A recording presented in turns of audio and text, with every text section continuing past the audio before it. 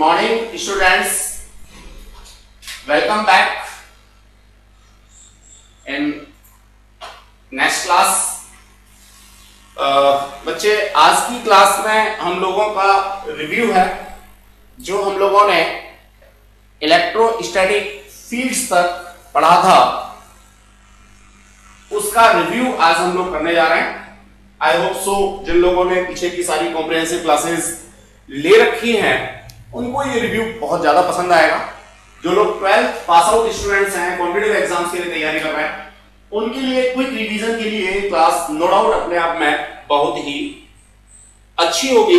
तो हम इसे देखेंगे स्लाइड्स की फॉर्म में. इलेक्ट्रोस्टैटिक्स, इलेक्ट्रिक चार्जेस के बारे में हम लोग यहां पे पढ़ने जा रहे हैं. At all first, electric charges क्या होते हैं, कितने तरह के होते हैं? दो तरह के चार्ज होते हैं.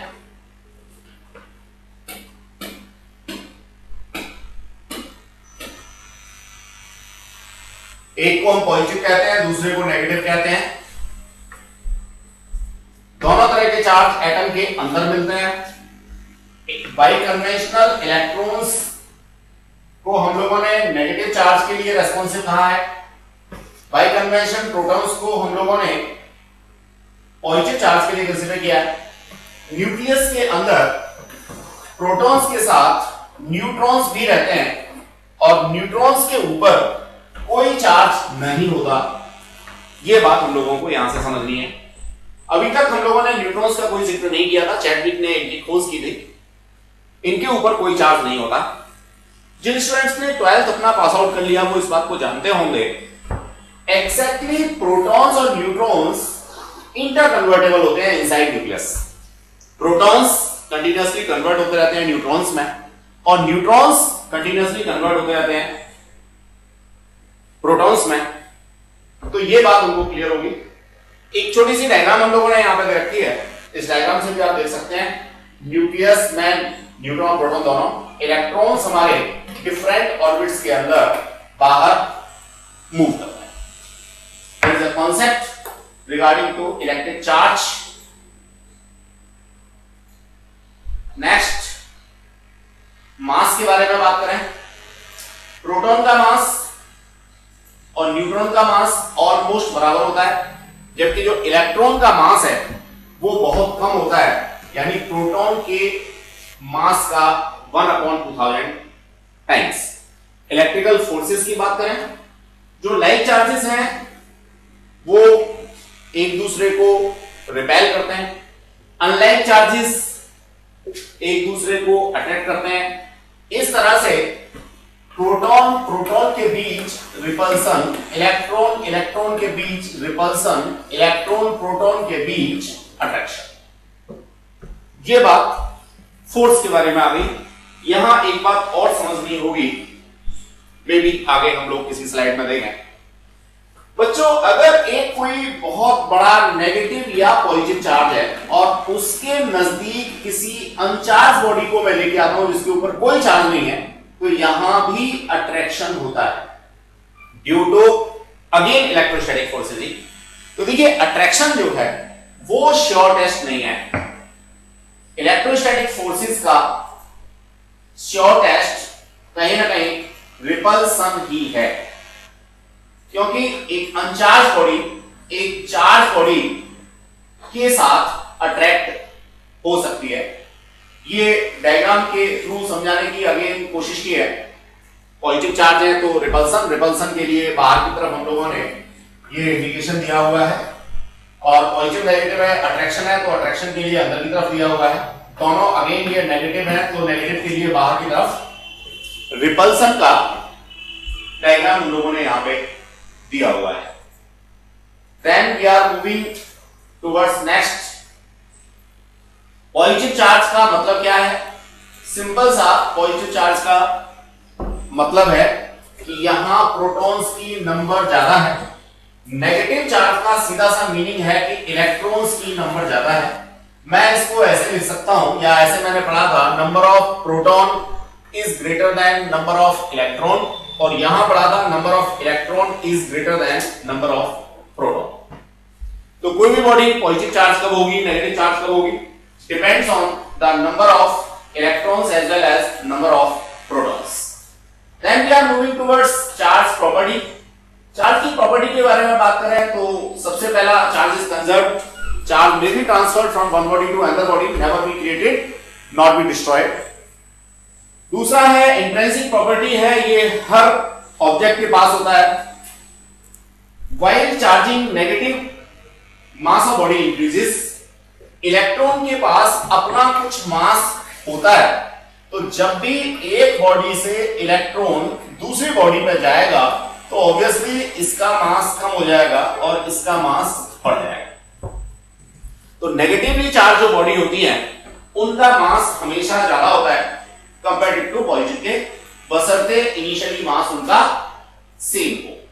देन आफ्टर हाइड्रोजन का केस लेकर के समझाने की कोशिश की है हमने. यहां पे एक प्रोटॉन और एक इलेक्ट्रॉन होता है. अगर मैं हाइड्रोजन को आयोनाइज कर दूं तो जो पॉइंट चार्ज का कॉन्सेप्ट कूलम ने लिया हुआ था वो मैं समझता हूं फुलफिल हो जाएगा.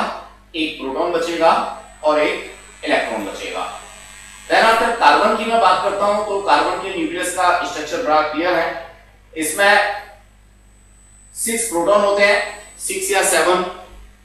2 न्यूट्रॉन होते हैं. डिफरेंट आइसोटोप्स के लिए हमने डिस्कस किया. आइसोलेटेड अगर कोई सिस्टम है मेरे पास तो उसके ऊपर नेट चार्ज 0 होगा और कांस्टेंट रहेगा, यानी number of proton number of electron के बराबर है तो 0 चार्ज होगा. और आइसोलेटेड है यानी किसी दूसरे के नजदीक नहीं है या फिजिकल कांटेक्ट में नहीं है तो कांस्टेंट भी रहेगा. अगेन कंजर्वेशन को कैन नॉट बी क्रिएटेड और नॉट बी डिस्ट्रॉयड. या अगर मैं क्रिएट करने की बात करता हूं तो मैं वर्ड यहां क्रिएट थोड़ा गलत यूज कर रहा हूं. ये हमेशा पेयर में डेवलप होगा. मैं इसको क्रिएट करना नहीं कहूंगा, मैं ट्रांसफरिंग ऑफ चार्ज की बात कहूंगा. तो हमेशा किसमें होगा? पेयर में होगा. Q equals to Ne, where n is the rational number. It may be 1 2 3 4 5 कुछ भी हो सकता है. And E is a electronic charge that is 1.6 into 10 to the power minus 19 coulomb. इस तरह से हम लोग क्वांटाइजेशन ऑफ चार्ज की बात कर सकते हैं. Then we are moving towards next. More about electric charges.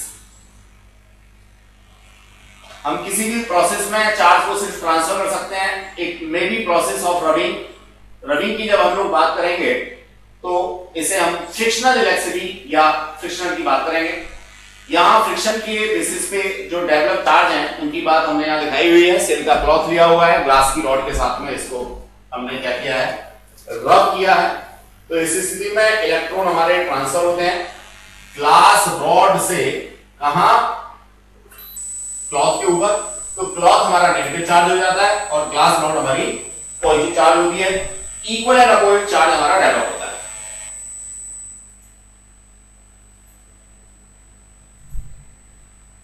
Illustration की बात करें, एक छोटा सा न्यूमेरिकल हम लोग यहां पे कंसीडर करें. यही ट्रांसफर ऑफ चार्ज के बेसिस पे how many electrons are in 1 coulomb. मैंने यहां पे Q इक्वल्स टू Ne डाल दिया. प्लस माइनस मैंने इसलिए नहीं लगाया कि वो 1 कूलम कह रहा है, पॉजिटिव नेगेटिव की बात ही नहीं कर रहा. तो सिंपल सा इस फॉर्मूले से मैं n को सेपरेट करूंगा, that is Q by E.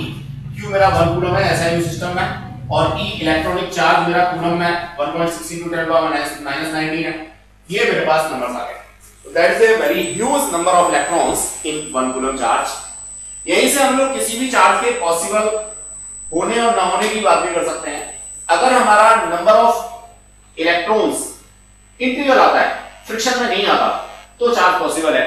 अगर हम किसी ऐसे नंबर की बात करें जो कंप्लीट ना हो, रेशनल नंबर ना हो, फ्रिक्शन में आता हो, तो ऐसी स्थिति में चार्ज हमारा पॉसिबल नहीं है. बट कीप इन माइंड ये जो क्वांटाइजेशन ऑफ चार्ज का कॉन्सेप्ट है, it is valid only for small charges, not for huge charges. Which of two tests of electrification, attraction और repulsion अभी बताया था आप लोगों को. देखिए जो रिपल्सन है वही श्योर टेस्ट है. अट्रैक्शन हमारा श्योर टेस्ट नहीं हो सकता, बिकॉज ऑफ अट्रैक्शन जो है वो अनचार्ज बॉडी में भी हो सकता है. इसलिए हमने यहां मेंशन किया है repulsion is a sure test. Magnetism में भी हम लोगों को इसी तरह से याद रखना है, मैग्नेटिज्म में भी हमारा सेम कॉन्सेप्ट है। आगे बढ़ते हैं। कैन बॉडी है चार्ज दिस वन। अब यहां भी मेरे को वही काम करना है, मैं जरा समझने की कोशिश करूंगा बच्चों। नो डाउट मैं इस चार्ज में नंबर ऑफ इलेक्ट्रॉन्स निकालने की कोशिश करूंगा, वही Q equals to M E से n इक्वल्स टू क्या मिल जाएगा, Q ओवर मेरा E मिल जाएगा। अब Q मेरे पास प्रोवाइडेड है 0.8 इंटू 10⁻⁻19 और E मेरे पास प्रोवाइडेड है 1.6 इंटू 10⁻⁻19। अब यहां से अगर मैं इसको देखता हूं तो ये कैंसिल आउट हो गया। इसको अगर मैं देखता हूं तो यहां से मेरा ये सॉल्व करने पे आता है 1/2। इज इट पॉसिबल कि नंबर मेरा इलेक्ट्रॉन का 1/2 हो? क्या आधा इलेक्ट्रॉन ट्रांसफर करना पॉसिबल है? सब लोग जानते हैं बिल्कुल पॉसिबल नहीं है। जब पॉसिबल नहीं है तो ये चार्ज पॉसिबल नहीं है। That is the concept regarding to. I hope so thing is clear. Next we are moving towards, देखिए अगेन उसी कॉन्सेप्ट को लेकर के एक क्वेश्चन हम लोगों ने डिस्कस किया है। Electric charge A and B repel each other. Electric charge B and C also repel each other. If A and C are held close together, they will attract, repel or not attract. देखिए ये बिल्कुल बच्चों वाला खेल एक तरीके से है। क्या पहले वो कहता है A और B रिपल्सन है, इसका मतलब दोनों के ऊपर सेम चार्ज है।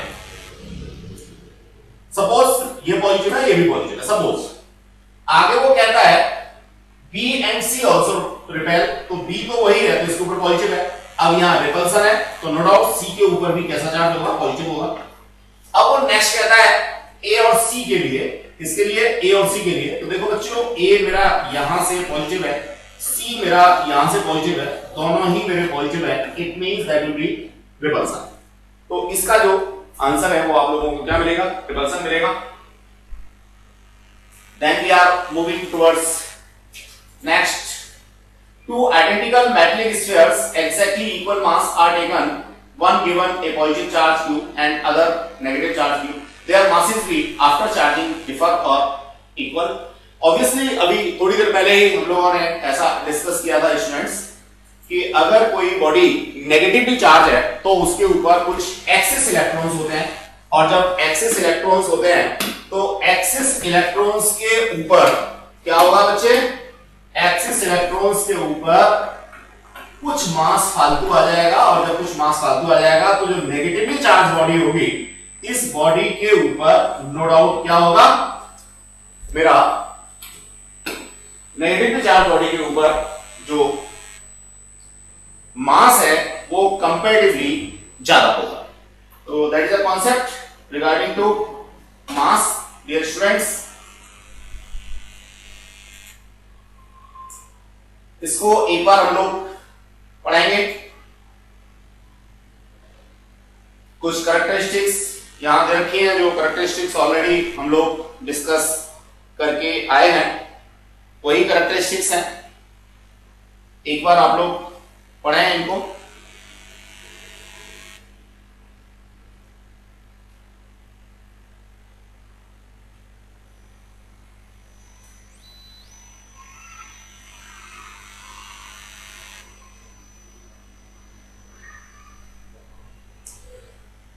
These electrons cannot move relatively free through the material. Free electrons और bound electrons की बात है, तो metals में free electrons मिलते हैं, वो आसानी से मूव कर सकते हैं। और जो इंसुलेटर्स होते हैं या डायरेक्ट्रिक्स होते हैं उनमें कंपैरेटिवली इलेक्ट्रॉन्स जो है वो अपने न्यूक्लियस के साथ में एक ग्रेटर फोर्स से अटैच होते हैं, तो वो मूव नहीं कर सकते, इसलिए उनको हम लोग बाउंड चार्ज के नाम से जानते हैं। तो फ्री इलेक्ट्रॉन्स की नंबर कंडक्टर्स में ज्यादा होती है और बाउंड चार्ज की number dielectrics as well as insulators में हम लोगों को ज्यादा मिलती है।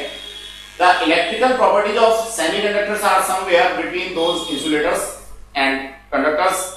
देखो बच्चों, अभी ये तीसरा कॉन्सेप्ट है जो हम लोगों को 12th की सबसे लास्ट वाली यूनिट में पढ़ना होगा। जब कंडक्टिविटी की बात करते हैं हम लोग, तो कंडक्टिविटी में नो डाउट कंडक्टर्स जो है इनकी कंडक्टिविटी सबसे ज्यादा, इंसुलेटर्स की कंडक्टिविटी सबसे कम, इनके बीच में सेमी कंडक्टर आता है। तो सेमी कंडक्टर्स के बारे में अभी हम लोगों ने पढ़ा नहीं है। इनकी जो कंडक्टिविटी है वो कंपैरेटिवली क्या होती है, कम होती है कंडक्टर से।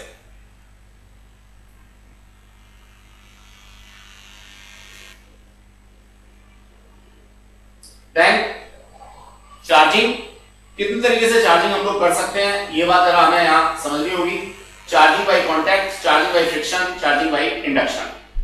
कोई एक बॉडी मेरे पास चार्ज है, दूसरी अनचार्ज है, अगर मैं उन दोनों को फिजिकली कांटेक्ट में ले आता हूं तो वो अपनी कैपेसिटी के अकॉर्डिंग चार्ज का रीडिस्ट्रीब्यूशन कर देती है। जिसकी जितनी ज्यादा कैपेसिटी उसके ऊपर उतना चार्ज आ जाएगा। दूसरा था मेरा चार्जिंग बाय रबिंग। मान लीजिए मैं कंपैरेटिवली ज्यादा मेटलिक करैक्टर की बॉडी को कंपैरेटिवली लेस मेटलिक करैक्टर की बॉडी के साथ में रब करता हूं, तो ड्यू टू फ्रिक्शन इलेक्ट्रॉन्स एनर्जिएट होते हैं और मेटलिक करैक्टर वाली बॉडी से नॉन मेटलिक करैक्टर वाली बॉडी के ऊपर ट्रांसफर हो जाते हैं और इस तरीके से चार्जिंग हो जाती है। Then the next concept is charging by induction. देखो बच्चों, चार्जिंग बाय इंडक्शन की बात अभी हम लोग करें उससे पहले स्लाइड को एक बार देख लें। ये इंसुलेटिंग स्टैंड है, इंसुलेटिंग स्टैंड के ऊपर हम लोगों ने इसको रखा हुआ है बॉडी को, और किसी चार्ज बॉडी को अनचार्ज बॉडी के साथ में टच कराया हुआ है। ये मेरे पास सपोज इंसुलेटिंग बॉडी है, ये इंसुलेटिंग बॉडी, इंसुलेटिंग स्टैंड के ऊपर ये कोई अनचार्ज बॉडी है। इसको मैंने चार्ज बॉडी के साथ में टच कराया जिसके ऊपर पहले से पॉजिटिव चार्ज था। तो ऑब्वियसली क्या होगा, ये जो मेरे पास अनचार्ज बॉडी थी, इस अनचार्ज बॉडी में से कुछ इलेक्ट्रॉन्स निकल करके इसको न्यूट्रलाइज करने की कोशिश करेंगे। जब यहां से इलेक्ट्रॉन्स निकल जाएंगे तो ऑब्वियसली इसके ऊपर पॉजिटिव चार्ज आ जाएगा। That is charging bye conduction, यानी एक दूसरे के फिजिकल कांटेक्ट में रखने के बाद चार्जिंग, कंडक्शन। वही कॉन्सेप्ट हमने यहां दिखाया हुआ है कि फिर बॉडी को हटा लिया तो जो हमारी इंसुलेटेड बॉडी थी, लास्ट डायग्राम में अगर हम लोग देखेंगे तो लास्ट डायग्राम में हमें फाइनली बॉडी चार्ज मिल गई। यहां से इलेक्ट्रॉन हमारे ट्रांसफर हुए और ट्रांसफर होने के बाद इसके ऊपर पॉजिटिव चार्ज हमारा आ गया। तो कंडक्शन के थ्रू हम लोग इस तरीके से किसी बॉडी को चार्ज कर सकते हैं। ये बात यहां आगे हमें समझनी होगी कि नेवर प्रोटॉन्स भी ट्रांसफर, हमेशा इलेक्ट्रॉन ही ट्रांसफर होगा, चाहे वो कोई भी कैसे भी हो। Charging by friction we have already discussed you, silk और ग्लास रॉड का कॉन्सेप्ट लेकर के आपको भी समझाया था थोड़ी देर पहले। यहां पे एयर का कॉन्सेप्ट है। जनरली वूलन क्लॉथ्स को आप लोग जब ठंड के दिनों में अपनी बॉडी से डिटैच करते हैं तो ये कॉन्सेप्ट आपको मिलता है। या तो आपके बाल खड़े हो जाते हैं, या तो आपके जो बॉडी हेयर्स हैं उनके साथ में आप देखेंगे तो ये इंडक्शन का फिनोमेना आपको बहुत ज्यादा मिलता है। उस समय भी आपकी बॉडी और आपके क्लॉथ के ऊपर equal and opposite charge develop हो जाता है, that is due to friction.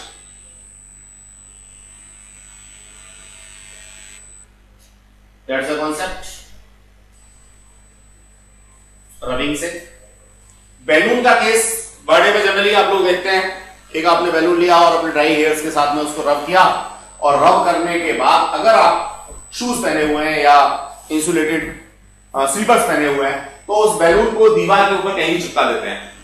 तो दीवार के ऊपर जो बैलून हमारा चिपक के रह जाता है, एटलीस्ट जब तक बर्थडे चल रहा है तब तक तो चिपका रहता ही है, तो उसके पीछे भी इलेक्ट्रोस्टैटिक इलेक्ट्रिसिटी ही है। आप अपने हेयर्स के साथ में जब उसको ड्राई हेयर्स के साथ में जब रब करते हैं तो उसके ऊपर चार्ज इंड्यूस हो जाता है, और वो चार्ज वॉल के साथ में इंडक्शन देता है और वो वहां ड्यू टू अट्रैक्टिव फोर्सेस चिपक के रह जाता है। इस तरीके से बैलून को आप चिपकाते हैं बड़े में। Charging by induction, that's a very good concept. किस तरीके से, देखिए बिना फिजिकल कांटेक्ट के होगा, और ये कुछ स्लाइड्स की फॉर्म में हम लोग इसको समझने की कोशिश करेंगे। कैसे समझेंगे जरा देखेंगे हम लोग यहां पर। देखिए मैंने क्या किया, कोई भी चार्ज बॉडी ली जिसके ऊपर नेगेटिव चार्ज है खूब सारा, और एक कोई अनचार्ज बॉडी ली, ये स्फीयर मेरे पास अनचार्ज था। जैसे ही मैं इन दोनों को नजदीक लाता हूं, यहां मैं इनको फिजिकल कांटेक्ट नहीं करा रहा, नजदीक लाता हूं, तो ड्यू टू इंडक्शन और ड्यू टू अट्रैक्टिव फोर्स ये पॉजिटिव चार्ज सेपरेट होकर इस कॉर्नर पे आ जाएगा इसके साथ अट्रैक्शन की वजह से, और जो रिमेनिंग नेगेटिव चार्ज है वो इसी बॉडी की दूसरी तरफ चला जाएगा। तो अभी तक देखिए चार्जिंग नहीं हुई है, अभी तक भी इस बॉडी के ऊपर नेट चार्ज 0 है, जितना नेगेटिव है उतना ही पॉजिटिव है, लेकिन दोनों अलग अलग एंड्स पे चले गए हैं। अब इसके बाद मैं क्या करूंगा, जो बाहर से बॉडी लेके आया था उस बॉडी को हटा दूंगा, दूर कर दूंगा, और जैसे ही मैं उस बॉडी को दूर करूंगा तो नो डाउट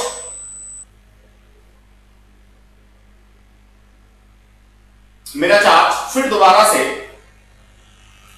वहीं आ जाएगा। लेकिन एक्सटर्नल बॉडी को दूर करने से पहले,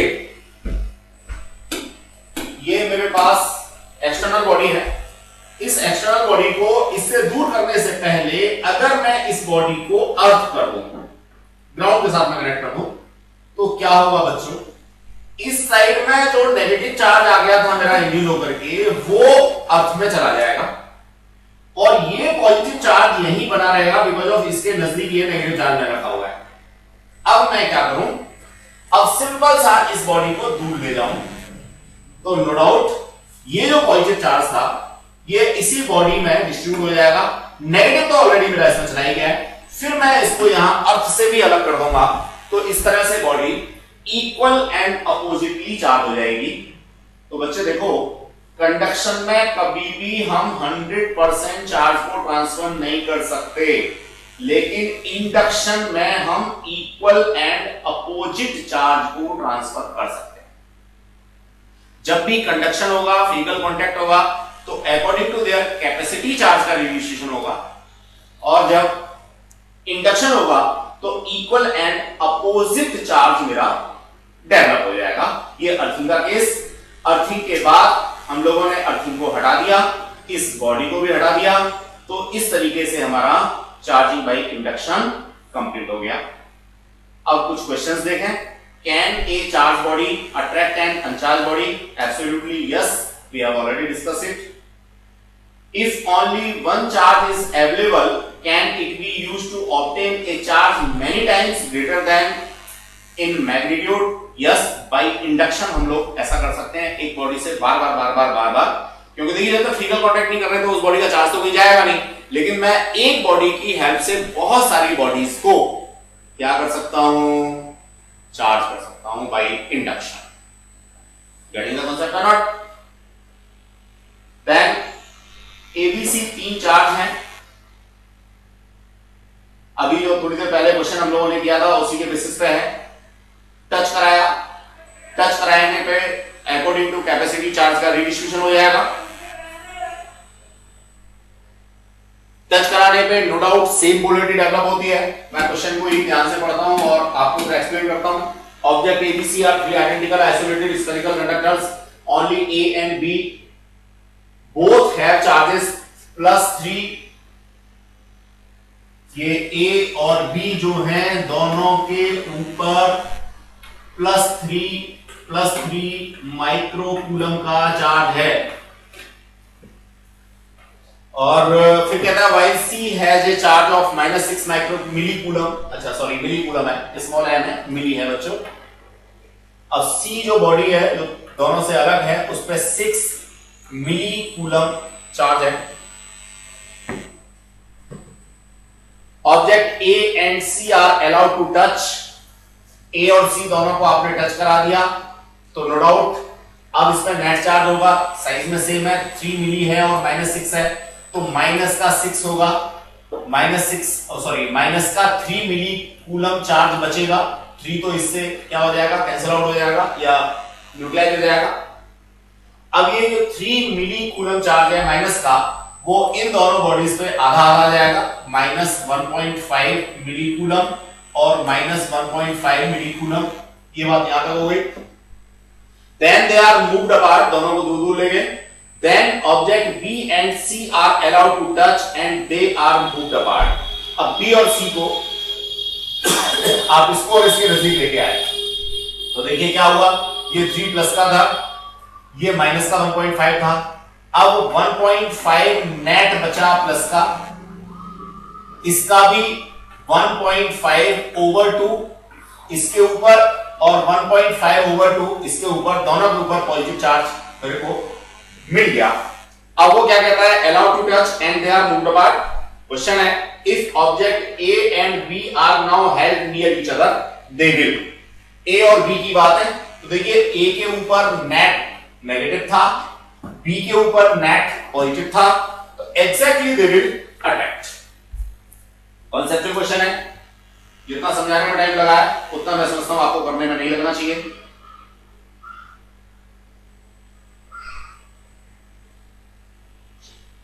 अब वो कहता है if instead A and C are held near each other, A और सी की बात अगर आप देखेंगे तो ए और सी पे कैसा था, सेम चार्ज था, तो they will attract otherwise they will repel. ये कैसे चार्ज का डिस्ट्रीब्यूशन हुआ है यहां समझाया हुआ है। A and B are held near each other, they will attract, or A and C are held near, they will also attract because of they have different polarities. Then we are moving towards spherical conducting ball is suspended by grounded conductor thread. A positive point charge is moved near the ball. The ball will no doubt क्या करेगी, attract करेगी, क्योंकि कोई भी uncharged body जो होती है वो किसी भी चार्ज बॉडी के साथ में अट्रैक्ट होती है।